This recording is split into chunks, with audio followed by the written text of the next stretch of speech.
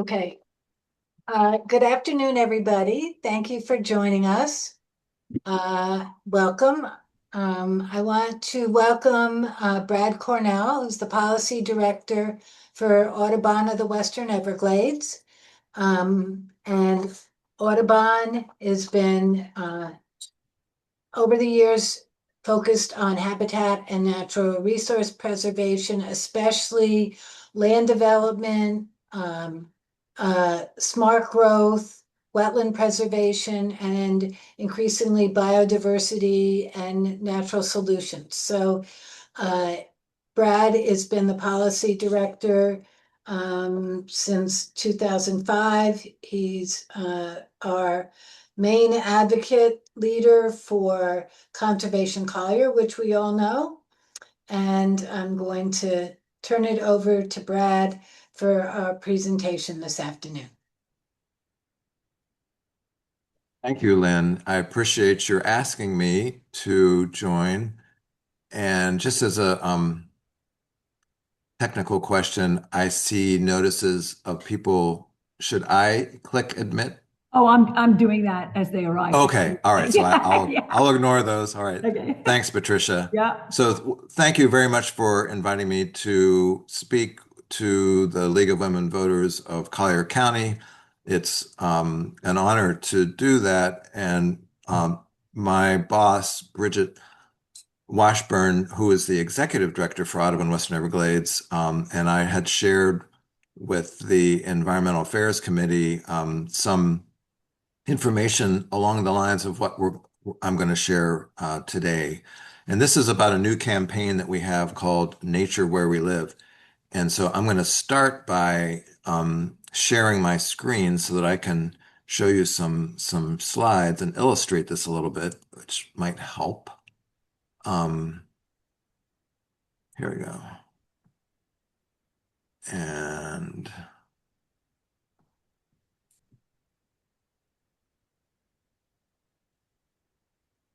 if y'all can see that, is this visible? Yes. Lynn or Patricia? Okay, great. Great. So, Nature Where We Live is a new campaign we launched at the end of February, February 28th. And it is looking at several crises that are coinciding, primarily a crisis of biodiversity. And I'm going to explain a little bit more what I mean by that and explain some terms. First, I just want to share who we are. Audubon Western Everglades was founded in 1961 as Collier County Audubon Society. And so we've been here for 65 years working on land acquisition and conservation, education, science. We have I'll show you our staff. We have our executive director, Bridget Washburn. Our full-time biologist, wildlife biologist, is Brittany Piersma, who works on several wildlife species that are threatened. Lori Bell is our program director. If you've come to any of our programs or our field trips, Lori is responsible for those as well as making sure the organization runs. And I'm the policy director, which is another way of saying I get to go talk with the county commissioners and city councilors about conservation issues, which is really, really important. I also want to put us in context of Audubon. So Audubon is a pretty familiar name. National Audubon was started here in Florida, and actually Florida Audubon Society was founded in 1900 here in Florida to protect the wading birds who were being slaughtered for ladies' hats. You may have heard that story. It was a pretty devastating issue that saw over 90% of the Everglades wading birds. You know, these are flamingos and roseate spoonbills, great egrets, snowy egrets, little blues. They were decimated. In fact, the flamingo was extirpated. There were, ever since the turn of the last century, we have had no flamingos that actually breed in Florida. That's actually changing, but there are 400 some chapters now across the country, and that's Audubon. We're all independent. nonprofit organizations, including Audubon Western Everglades.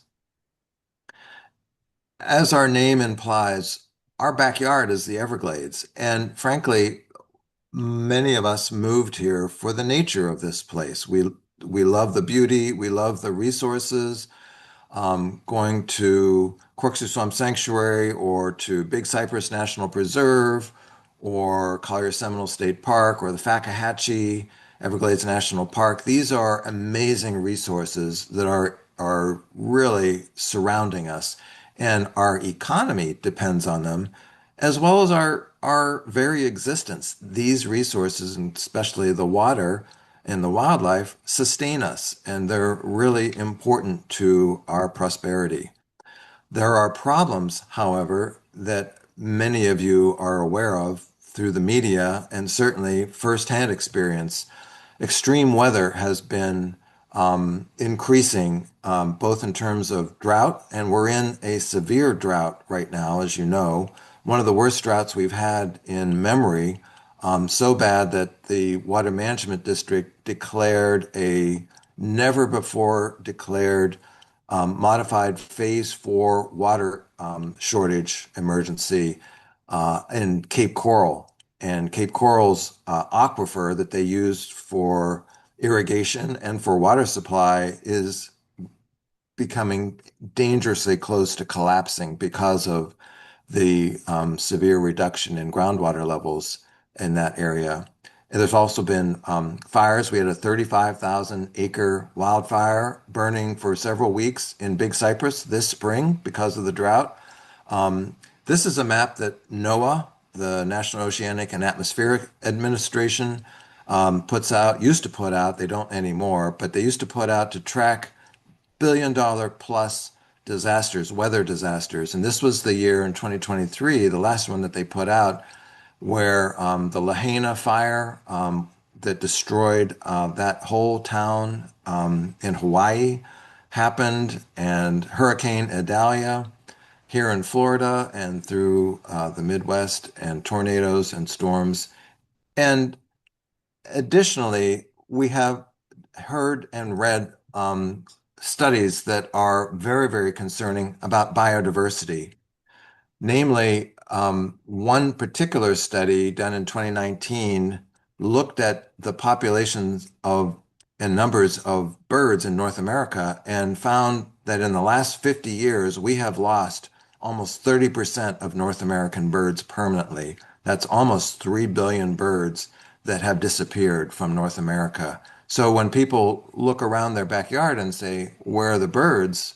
It's a legitimate question. And it's one of the ones that we get calls on pretty regularly. So not only are they declining, but they're declining faster, according to an Ohio State study that was just published in the last couple of weeks. At the same time, there have been studies looking at insects, which, you know, I get it. Who likes cockroaches? I certainly don't. And nevertheless, insects are the base of the food chain, and they have been documented to have declined about 45% worldwide. 40% of the species are now vulnerable to extinction. And this is concerning because many of these insects we depend on. 35% of our food is exists because of pollination.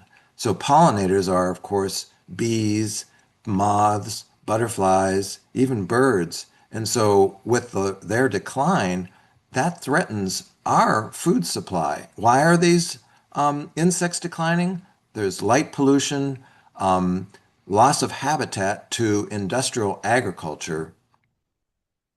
And I'm going to minimize this. I think this is blocking some of this screen. So, and in industrial agriculture, there's a heavy dependence on pesticides, particularly neonicotinoids, which are 7,000 times more lethal than DDT, and they are used prophylactically. They are coating corn and soybeans as they're being planted, before there's even any insect problems. They're just trying to, well, maybe we're going to have a problem, so they put these pesticides on there, and that 95% of those neonicotinoids wash off into the watershed and destroy insect life, which, as we said, is the base of the food chain. So this is part of, or largely, the reason for the decline in insects and in birds. As I said, pollinators are really fundamental to our survival. And this industrial agriculture is essential. I'll note, though, that half of the Earth's land surface is devoted to agriculture. Looking across the globe, 50% of our land is, is, is in agriculture. 80% of that is actually devoted to livestock or raising food for livestock. So what we eat has a huge influence on the environment.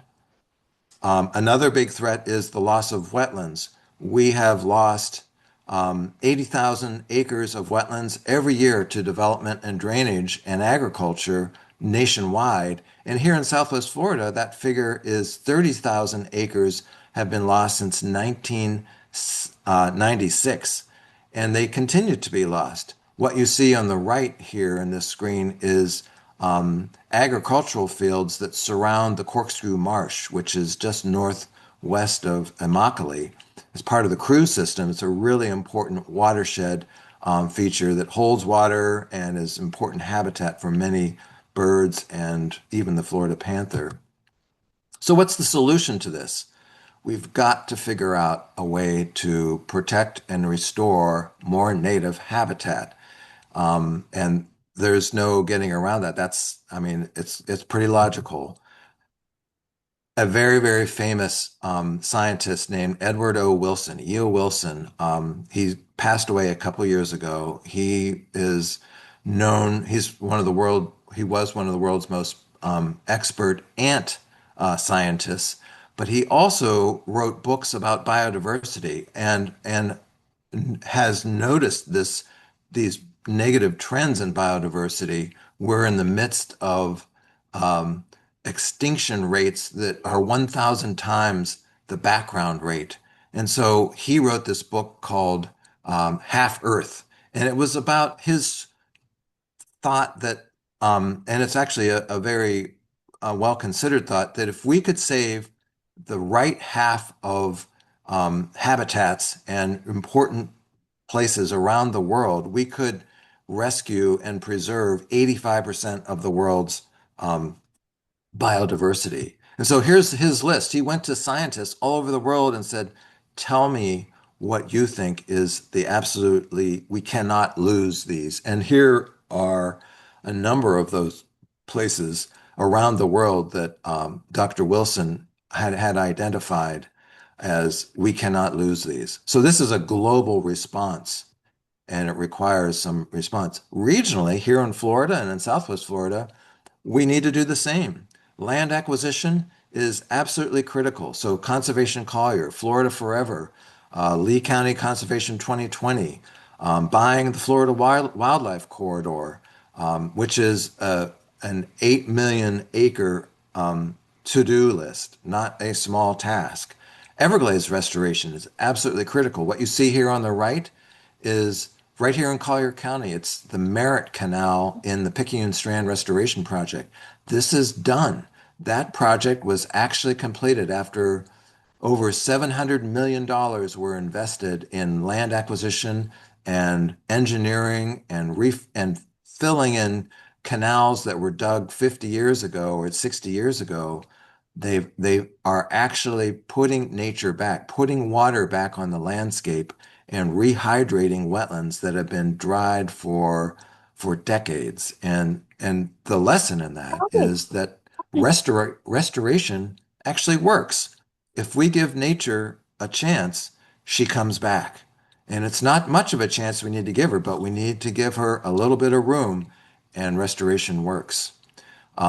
Growth management is also absolutely critical. We need to use smart growth and planning for assuring that we do not conflict with places like wetlands and panther habitat. Here's our Conservation Collier program. We've voted on this 3 times since 2002, all very successfully.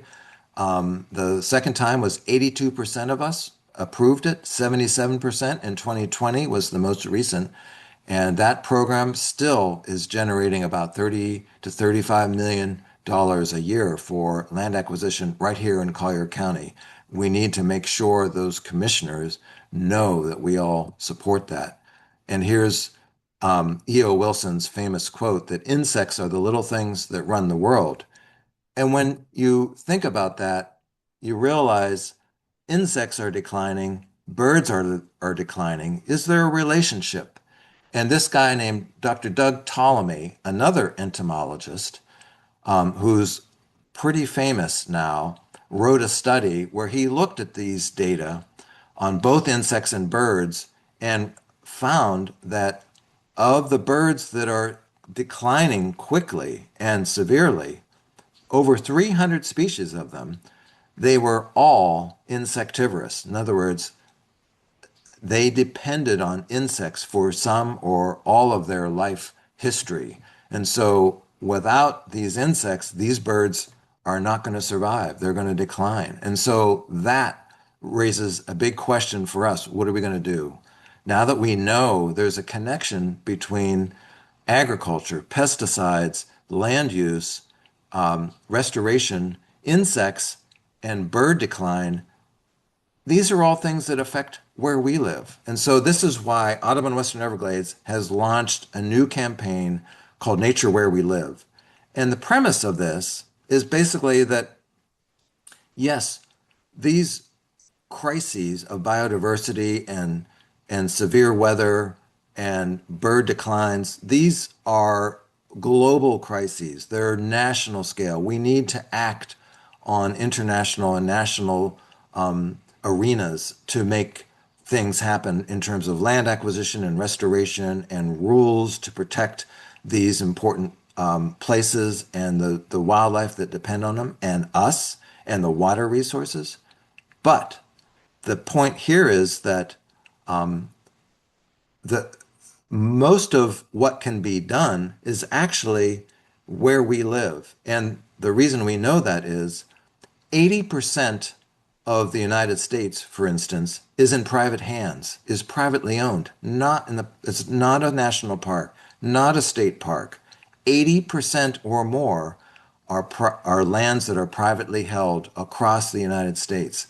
That means the solution to these problems is not in national parks, although it's part of the solution, but that's not going to do it entirely. We cannot save these species. We cannot recover the biodiversity that we all depend on without our participation in this. So that means our own yards and neighborhoods, the places that we live, our farms where we grow our food, these all need to be modified to invite nature back.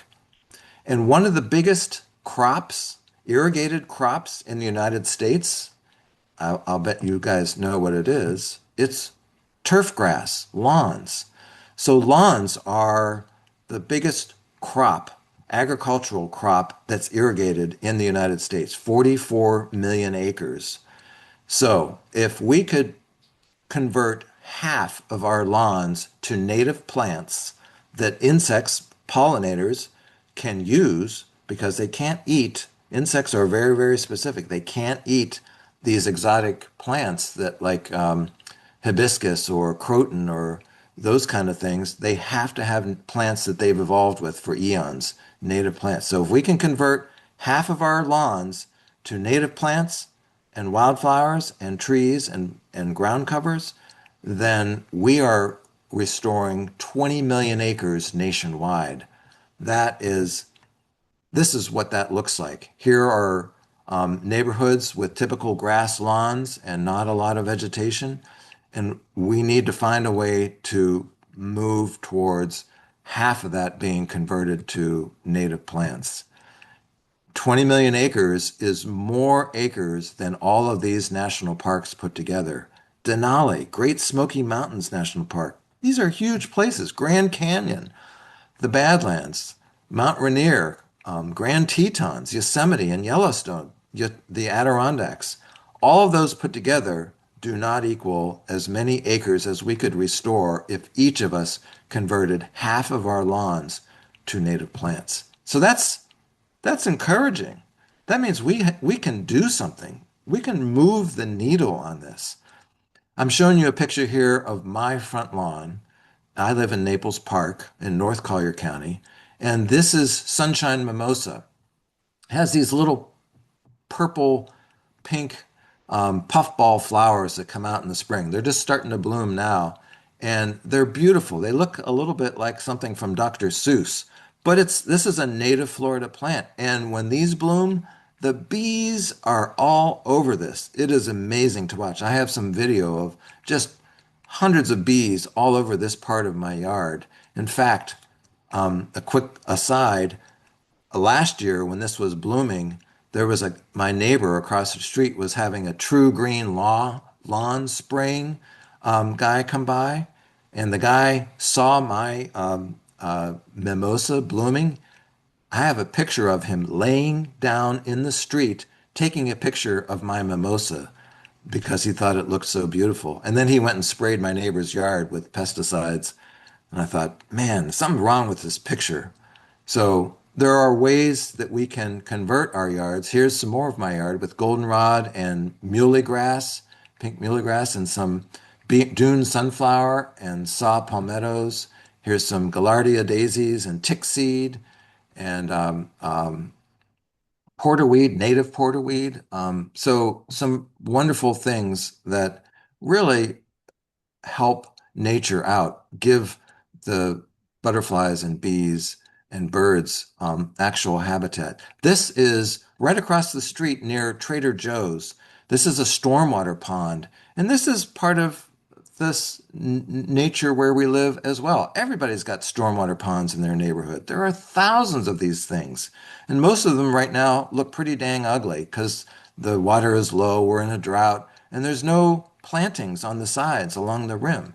And this one looks beautiful right now. I walked by it the other day after coming back from Trader Joe's, and it's amazing. It's got cypress and rushes and lots of other things that I don't know the name of because I'm not a plant guy. I'm just a lobbyist. But anyway, this is the way we should be doing our stormwater.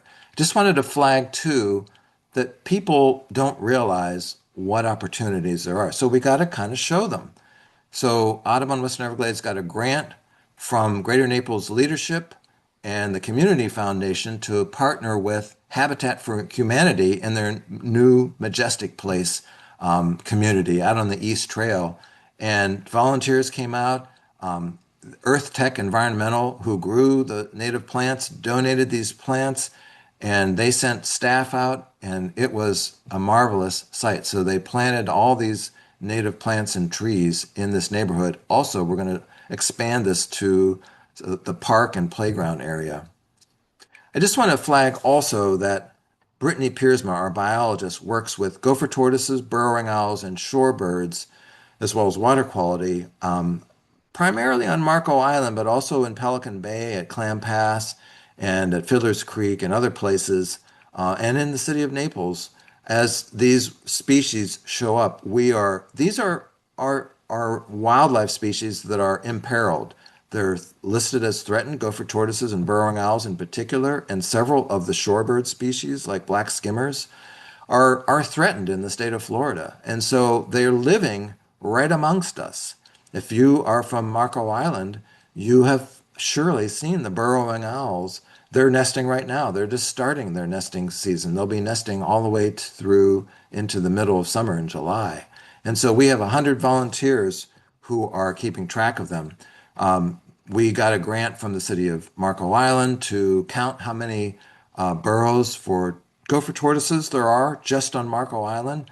Most of them survived because the island has some high shell mounds with tropical hardwood hammocks on them and these gopher tortoises. There are over 1,400 gopher tortoises estimated, probably more than that, in the city, just in the city of Marco Island. In a city, crazy. And here are black skimmers. This the off of Caxambas, if you know the Caxambas area, that pass at the south end of South Beach on Marco Island. This is our biologist Brittany Piersma, and that's a bunch of black skimmers and royal terns. They're out there counting every winter and then counting, watching nesting in the summer. We have 100 owl watch volunteers. These are the data from this past nesting season, over 260 pairs that fledged 550 some chicks. And mind you, again, this is in people's yards or in the vacant lots right next to them. This is the second biggest population of Florida threatened burrowing owls. The first is in the city of Cape Coral, amazingly. Um, One of the things that's threatening them is vacant lots are getting developed, and so when they're all developed, there will be no nesting habitat left. What are we going to do about that? We are asking people to allow us to put a starter burrow in their front yard, which is digging a little 6-inch divot and putting some sand up on the side to make it look like an owl started digging there, and a little T perch. And lo and behold, that attracts nesting owls to come and dig the rest of the way and lay eggs at the end of that tunnel. And so that's on a front yard that already has a house. So it's protected. And it's working. We have fledged 97 chicks this past year from starter burrows that otherwise would not have happened. These are all of our volunteers this past year. We're celebrating 10 years of that Owl Watch program. If you would like to participate, we'd love to have you if you live down on Marco Island. One other living with wildlife, nature where we live issue is rodenticide. Nobody likes rats, nobody likes cockroaches. Nevertheless, there are ways to control rats and rodents without having to use poison bait. And the reason we don't want to have the rodenticide bait out there is because when a rat eats that, you know who eats that rat before it dies? Owls, burrowing owls. And there on the right is a picture of a burrowing owl that died from rodenticide poisoning. So we don't want to see that happen anymore. So here's our to-do list. There are ways to deal with rodenticide through trash management, sealing up your building, and using anti-fertility feed that's called Good Bites. There are some other products out there as well, and we're trying to get folks to adopt those. The whole city of Marco Island has agreed to not use rodenticide anymore in 7 of their buildings. Also, to landscape with keystone native plants, ones that are really important for the butterflies and bees. Owl starter burrows that I mentioned. Bird safe glass. You see in this picture on the right is a cat behind a window with little white dots all over it. Those little white dots tell birds, don't fly into this reflection that looks like an open sky because it's solid. And if you hit it, you'll break your neck. And so these little dots, I've put them on all my windows in my house. That's pretty economical to do. We recommend folks do that. Another strategy is turn your lights out at night. If you really want lights for security, put them on a motion detector.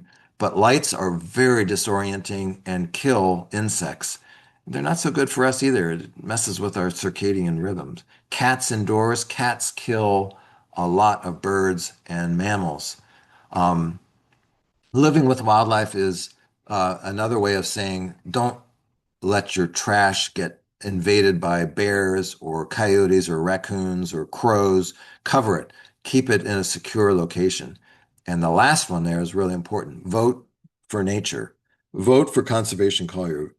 Tell your Florida representatives in the House and Senate in Tallahassee that we need funding for Florida Forever. They're proposing not to fund it at all, and that is just not acceptable. They have not adopted their budget, as you may have seen in the papers. This is a message for our Florida representatives. And this is Doug Ptolemy, who I mentioned about that study before. We just had him here giving a talk at the end of February. His message is very encouraging. I would encourage you to go to his website about his movement called Homegrown National Park. homegrownnationalpark.org, no spaces. You'll learn a lot about that. You can also go to Audubon Western Everglades website for Nature Where We Live. It's audubonwe.org, and click on the Nature Where We Live link there. And the last thing I just want to let you know about, this is a quote from one of my heroes of conservation, Aldo Leopold, in his essay from the Round River. This is a pretty famous quote. He said, "The last word in ignorance is the man who says of an animal or plant, 'What good is it?' If the land mechanism as a whole is good, then every part is good, whether we understand it or not." That's a key question. To keep every cog and wheel is the first precaution of intelligent tinkering. And God knows we're doing a lot of tinkering with nature right now. So thank you all for listening. We encourage you to join us in this campaign. Nature Where We Live is a very important, impactful campaign. It is not just little flowers here and there. This is habitat restoration on a huge scale if we all participate. So we invite you to join us, support Audubon Western Everglades. We're happy to come and talk to your HOA or your club. This is something that is an opportunity and a responsibility for all of us. So thanks very much. And I'm also happy to take any questions if folks have them. Thank you, Brad. That was a great presentation. We have one question in the chat. Our interest is in Kingston and Belmont. Can you talk about what's happening? So the Kingston project is a 6,700 acre project north of Corkscrew Swamp Sanctuary, and Audubon, Florida has sued the Army Corps over a permit they granted to this project, which currently, as it's currently configured, conflicts with, it builds way too close to Corkscrew Swamp Sanctuary, and it also eliminates an important panther corridor that links through the cruise system and conservation lands in Lee County with Corkscrew Swamp Sanctuary. So as well as some water issues. And so that is a pending lawsuit. I can't comment on any of the details, but it's in the Middle District Court, federal court in Fort Myers. And the Belmar, I think the person meant Belmar. So Belmar is a rural land stewardship area, Eastern Collier County project that is on the south end of an area called Camp Keys Strand, and it's pretty close to the Panther Refuge, about a mile away. It's a project that is going through the permitting with the Army Corps. I don't believe they have their permit yet, but it's part of a suite of three other projects that are all grouped together in a new town called Big Cypress. It's immediately adjacent to Golden Gate Estates, so it provides commercial for Golden Gate Estates.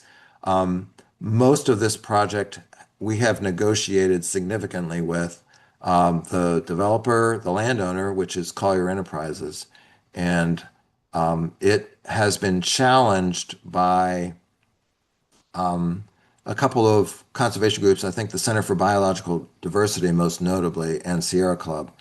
And the biological opinion has been in challenge. So that's a pending challenge to that one. There are other projects. There was a big project out on Sable Palm Road that we were successful in getting denied. It's being reconsidered for other uses that would not conflict, would not be development, not houses, because it's surrounded by conservation lands and it's adjacent to Picayune Strand State Forest.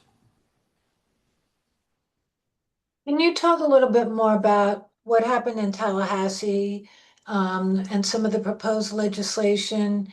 And also, is there anything we can do about Florida Forever and the cut in funding for Florida Forever?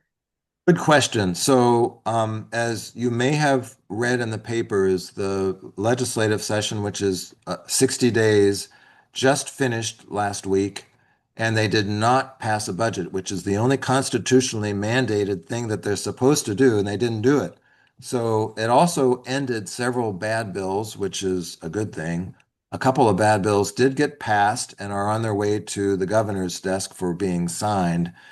They did not fix a really bad bill from last year called Senate Bill 180 that prevents local governments from basically regulating or increasing any kind of restrictions on development until 2027, which is I mean, it was done in the name of hurricane recovery, but it went way beyond, had unintended consequences that are pretty drastic and bad.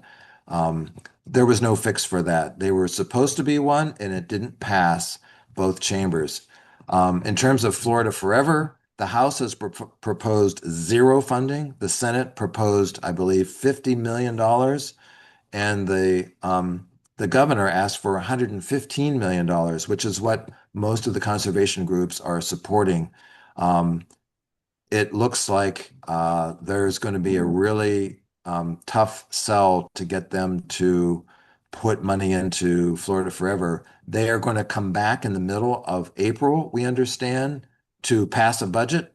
That's when we all should contact our legislators, our representatives and senators, like Senator Kathleen Passidomo, and depending on where you live, there are several representatives from our area. They all need to hear from us that Florida Forever is really, really important and that needs to have at least $100 million in it. So that's coming up. You'll see an alert from Audubon, Florida, and probably other groups like Thousand Friends of Florida. Everybody's trying to get this fixed. And what do you see on the horizon for conservation collier this year at the county? So Conservation Collier is funded. It has about $34 million in the land acquisition fund right now. There are some large projects that are pending decisions on acquisition. There's a 640-acre project out in the Ocala-Coochie Slough area of critical state concern. It's another 300 acres in an area just north of the Picayune Strand restoration project in an area called Belle Meade. Um, there are some expensive but really important habitats on Marco Island that connect to, if anybody's seen the Eagle's Nest behind the Publix on San Marco Road, there are four parcels that Conservation Collier bought a couple years ago and now are protected. They want to add two more lots to that are adjacent to the east on that. So that's coming up for consideration. So there's some really good projects that are coming up, and fortunately, we have some money. Oh, and they just approved buying the old Seminole Gulf Railroad that goes through the Railhead Scrub Preserve, which is off of Old 41 in North Collier, North Naples. That's a big deal because that will connect to Lee County's portion of that, where the city of Bonita Springs and Estero are doing the same. They're buying up that railroad and they're going to turn it into a big trail for biking and running and hiking. And it will give access to a way to see the beautiful scrub in Railhead Scrub. So that's called the Burt Trail. And isn't that the one that Bill McDaniel voted against? He did. Yes, it is. And he voted against it. And we had asked the board, we, Audubon Western Everglades, went to the board last week when this was voted on and asked them to not use conservation collier money to buy the part of the railroad that was in an industrial area that had really no conservation value, that they should have used other funds like from transportation or parks and rec or the reserves. And the rest of the commission chose to buy the whole thing, including the industrial part, with all conservation Collier money. We thought that was inappropriate, but the balance of the purchase is pretty positive. Um, Bill McDaniel, to his credit, wanted the county to reimburse Conservation Collier for that industrial land that was being bought. It was about $3 million. And the rest of the board said, nope. But it's two of the other commissioners, Bert Saunders and Rick LaCastro, said, well, if somebody brought this back, we could consider that in the future that we would reimburse them. So that still may happen, and we're hopeful that it does. And is this a year when conservation Collier has to be voted on in the budget again? It is not. So Conservation Collier was voted on in 2020, and 77% of us approved it. And so there is a quarter, actually now it's a 0.216, I believe, millage rate because the commissioners have reduced the millage, which it's their prerogative to do. But it's still generating about 30 to 35 million dollars a year, and it will through, let's see, 2031. So after 2031, either the commissioners will reinstate the program of their own volition, or we'll have to go to a referendum again. So it'll be after 2030 that we do that. But in this budget cycle, they can still monkey around with it like they do every year.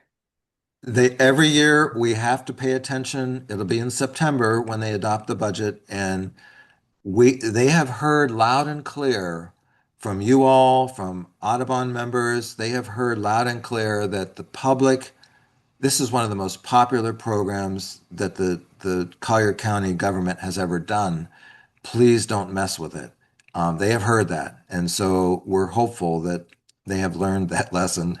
and and so far they now have in the ordinance that they will not take money from Conservation Collier unless it's an emergency.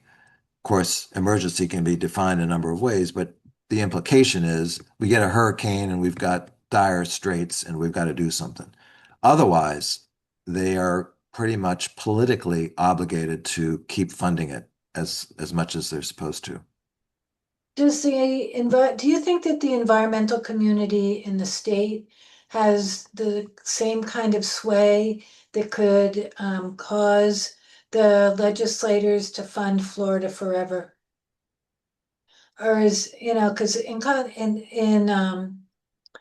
for Conservation Collier, I mean, we got a lot of emails to these commissioners over a very short period of time.